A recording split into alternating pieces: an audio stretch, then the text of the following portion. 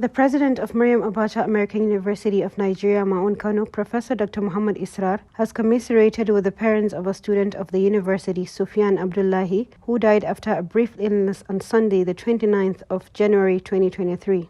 Aged 20, the deceased was until his death a 200-level student in the Department of Information Technology in the School of Computing. The condolence message was contained in a statement signed by Professor Israr and issued to newsmen in Kano. He described the death of the student as a shocking and devastating one, saying it's a huge loss not only to his parents and relatives, but to the entire staff and students of the university. On behalf of the management of Maryam Abacha American University of Nigeria, I wish to extend our deepest and heartfelt condolence to the entire family and friends of the deceased. MAAUN has indeed lost a dedicated and intelligent student. May the Almighty Allah grant his soul Jannatul Firdaus. May He also give the family the emotional strength to bear the irreplaceable loss. Professor Isra prayed. The deceased student has since been buried in his hometown Kano in accordance with the Islamic rites.